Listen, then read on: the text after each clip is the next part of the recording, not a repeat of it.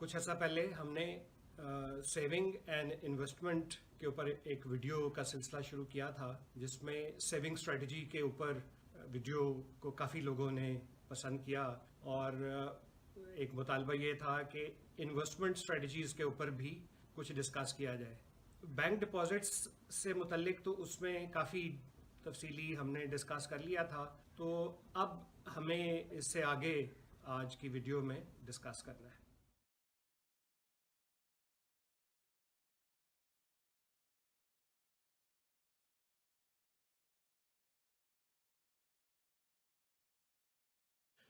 तो अब हम बात करते हैं कि स्टॉक मार्केट में क्यों ट्रेड करना चाहिए या क्यों इन्वेस्ट करना चाहिए। बहुत सारी कंपनियां अपने आप को स्टॉक एक्सचेंज में उन्होंने लिस्ट करवाया हुआ है, और हर कुछ अरसे के बाद हम सुनते हैं कि फलां नई कंपनी ने आईपीओ किया है। आईपीओ एक प्रोसेस है जिसके थ्रू लिस्टिंग स्टॉक की जाती है और ग्रोथ के लिए कैपिटल रेज किया जाता है कंपनियों की तरफ से। तो इन लिस्टेड शेयर्स में हर कोई इन्वेस्ट कर सकता है शेयर्स खरीद के। और शेयर को आप बुनियादी तौर पे कह सकते हैं कि एक छोटा सा हिस्सा होता है बहुत बड़ी कंपनी में इन्वेस्टमेंट का। उसकी ओनरशिप शेयर होल्डिंग के थ्रू होती है कंपनियों की, और उसमें आप जितने हिस्से खरीदते हैं वो जितने फीसद या जितने नंबर्स हैं टोटल शेयर्स के, तो उतनी फीसद का आप मिल्कियत आपकी हो जाती है। इन्वेस्टमेंट का एक की प्रिंसिपल है high risk high profit, low risk low profit. Low risk जैसे बैंक में डिपॉजिट रख देना, वेरी लो रिस्क है जैसे बहुत ही अच्छे बैंक में डिपॉजिट रख देना। तो जितना डिपॉजिट या जितना आपका रिस्क लो होता जाता है, उतना ही रिटर्न उसके ऊपर प्रॉफिट या इनकम आपकी कम होती जाती है। और जितना आप बिजनेस में इन्वेस्ट करते हैं या स्टॉक मार्केट में इन्वेस्ट करते हैं या और चीज़ों में जिनमें रिस्क निस्बतन कुछ ज़्यादा है, लेकिन उनमें रिटर्न एक्सपोनेंशियली डिफरेंट होता है बैंक डिपॉजिट की निस्बत। तो ये एक बुनियादी बात याद रखनी चाहिए। शेयर्स में इन्वेस्टमेंट ऑटोमेटिकली इन्फ्लेशन को ऑब्जॉर्ब करती रहती है, क्योंकि कंपनियां इन्फ्लेशन के साथ ग्रो करती हैं, उनके डिविडेंड्स और प्रॉफिटेबिलिटी भी ग्रो करती है मोर और लेस। अगर डे टू डे एग्जैक्ट ना भी मैच कर रही हो तो कुछ लैग के साथ कंपनियां इन्फ्लेशन को कैप्चर कर लेती हैं अपनी प्रोडक्ट की प्राइसिंग में और कॉस्ट में भी आ जाती है। तो practically inflation adjusted returns stock market में मिलते हैं कंपेयर टू बैंक डिपॉजिट के, जहाँ पे इन्फ्लेशन से एडजस्टमेंट काफ़ी लंबे पीरियड में जाके आती। जैसे आजकल इन्फ्लेशन बैंक प्रॉफिट से काफ़ी ज़्यादा है, तो इसका मतलब ये है कि बैंक प्रॉफिट पे आप जो भी पैसे बना रहे हैं या कमा रहे हैं, वो उससे ज़्यादा इन्फ्लेशन हो गई है। तो कोई तुक नहीं बनता है कि बैंक में पैसे आप इस ज़माने में रख के बैठे रहें। तो शेयर्स में काम करने के लिए आपको किसी स्टॉक ब्रोकर के साथ अकाउंट खोलना पड़ता है।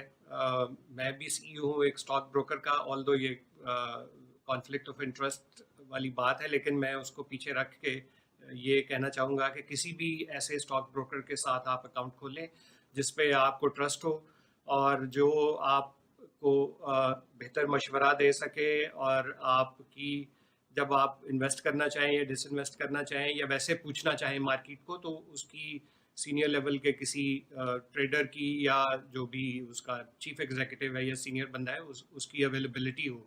तो किसी ऐसे, ये डॉक्टर की तरह से है कि अच्छा डॉक्टर वो है जो आपको मिल भी सकता हो, ये ना कि 3 महीने बाद की अपॉइंटमेंट मिल रही हो।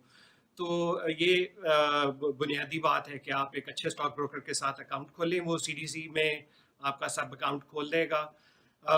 ओवर द पीरियड रेगुलेटर्स ने स्टॉक ब्रोकर्स के ऊपर इतनी रिस्ट्रिक्शंस लगा दी हैं कि आपका जो सरप्लस कैश है वो सेपरेट बैंक अकाउंट में रखा जाता है, आपके शेयर्स सेपरेट सीडीसी सब अकाउंट में रखे जाते हैं, और उस पे क्वार्टरली ऑडिटेड और मंथली और फोर्टनाइटली रेगुलेटर पूरी तरह से उनकी लिस्टें मंगवाता है और वो स्टेटमेंट्स चेक भी करता है।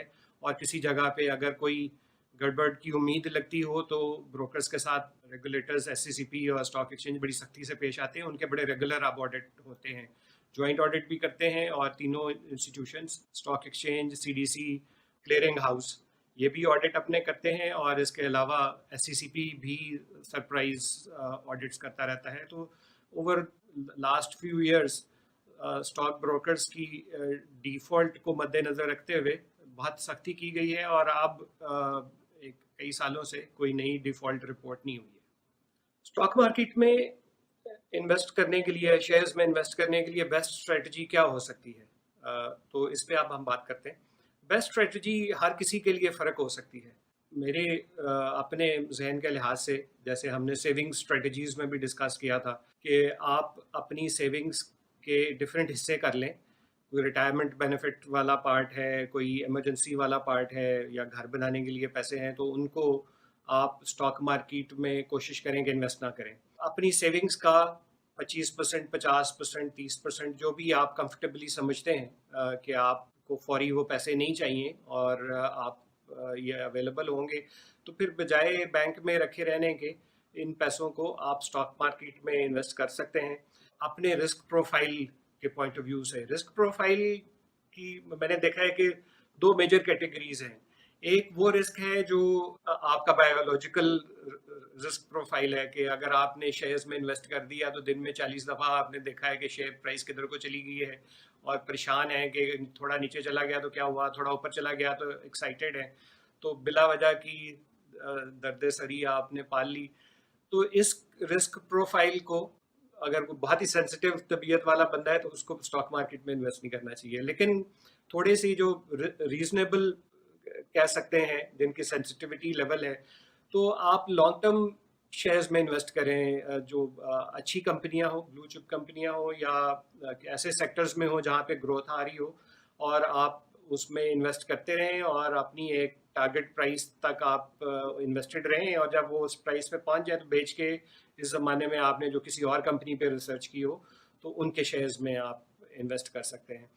तो ये पोर्टफोलियो मैनेज करने के लिए, जो रिलेटिवली हर वक्त स्टॉक मार्केट को टाइम नहीं दे सकते, उनके लिए ये है कि आप रोज़ाना 15-20 मिनट, आधा घंटा, या हफ्ते में एक दफ़ा वो अपने पोर्टफोलियो को चेक करें। स्टॉक ब्रोकर से जो रिसर्च रिपोर्टें हैं, डिफरेंट रिसर्च हाउसेस भी अब रिपोर्टें छाप रहे हैं, वो पढ़ें। पीएसएक्स ने अपनी वेबसाइट पे अब बहुत सारा कंपनियों का डेटा दे दिया, तो जिन कंपनियों में आपने इन्वेस्ट किया है या इन्वेस्ट करना चाहते हैं, उनके एनालिसिस और अकाउंट्स, फाइनेंशियल स्टेटमेंट्स आप वेबसाइट से डाउनलोड करके पढ़ सकते हैं, वेबसाइट के ऊपर भी पढ़ सकते हैं। तो अपने आप को एजुकेट करें। जिनका रिलेटिवली रिस्क प्रोफाइल वो बहुत हाई नहीं रखना चाहते, तो वो डिफेंसिव स्टॉक में इन्वेस्ट करें।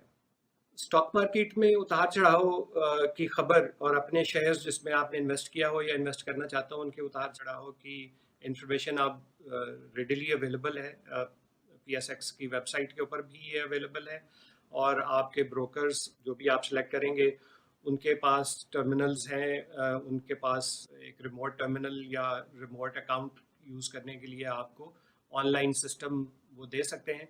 उस ऑनलाइन सिस्टम के ऊपर आप परचेज सेल भी कर सकते हैं, और अगर चाहें तो ब्रोकर को इन्वॉल्व किए बगैर, और आप एनालिसिस भी देख सकते हैं, आप अपनी पोजीशन भी देख सकते हैं, और सेलेक्टेड शेयर्स की इंफॉर्मेशन उसमें अवेलेबल हो जाती है। तो ये इस तरीके से आप अपने शेयर्स के उतार चढ़ाव को मॉनिटर कर सकते हैं। ओवरऑल मार्केट की उतार चढ़ाव देखने के लिए इंडेक्सेस होते हैं, जैसे KSE 100 इंडेक्स है, जो सारे अच्छी बड़ी कंपनियों को लिस्ट करता है। हर सेक्टर की कई कंपनियां उसमें लिस्टेड होती हैं, तो आप इसको मॉनिटर कर सकते हैं। KSE 100 के नीचे जाने का मतलब ये है कि स्टॉक मार्केट डाउनवर्ड ट्रेंड में है, अपवर्ड पॉजिटिव ग्रीन में नज़र आ रहा हो तो इसका मतलब है कि जनरली शेयर्स ऊपर को जा रहे हैं, तो इससे आपको मार्केट के ट्रेंड का अंदाज़ा हो जाता है। फिर KSE ऑल है, KSE 30 इंडेक्स है, बिल्कुल ही ब्लू चिप कंपनियां 30 जो हैं पाकिस्तान की, वो KSE 30 में आती हैं।